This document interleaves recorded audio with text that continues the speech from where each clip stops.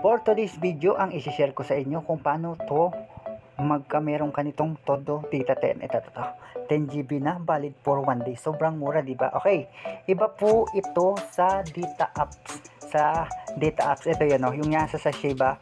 Sa data sachet. Iba po yun kasi ang 10 pesos doon is 1 GB lang.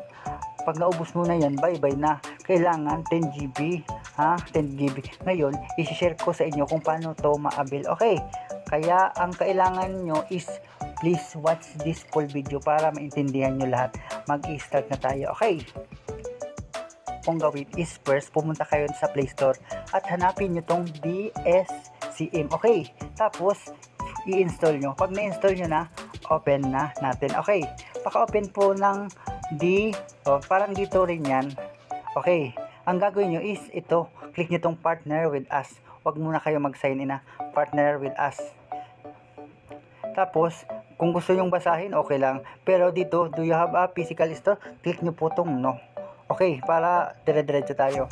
Tapos yan, fill up nyo po yung, ito po, kung may referral daw, click nyo na lang no. Okay. Tapos dito, business information, yung pangalan nyo, tapos last name, email, tapos yung dito, number. Tapos pagdating naman dito, ito sobrang importante ng address dito. Ang ginagamit nila, NCR, tapos National Region, tapos NCR Manila, tapos dito sa province, NCR City of Manila, click nyo yan. Tapos City of Manila, dapat lahat po yan para wala tayong problema. Tapos ang ginagamit is Sampaloc, hanapin nyo yung Sampaloc, nasa baba, pinakadulo. Tapos kahit anong barangay, pili ka na. Halimbawa, ito barangay.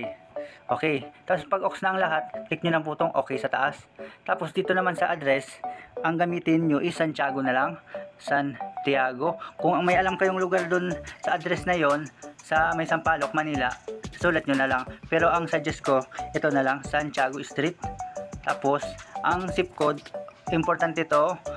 Tapos, importante yan, 1008. Okay. Tapos, yung business type, ang ilagay nyo is individual. Pag-click nyo, okay. Individual. Yung TIN, huwag nyo nang lagyan. Tapos, huwag nyo kalimutan, i-check to, i-agree nyo. Pag-agree nyo, is next nyo na. May magte-text dyan, may magme-message na taga dito. Okay, magsa-successful na yan. Tapos, yun na. Pwede ka na mag-login. Login tayo. Dito, papalaginin ka yung papakuhanan ka ng pin nila para may sarili kang login.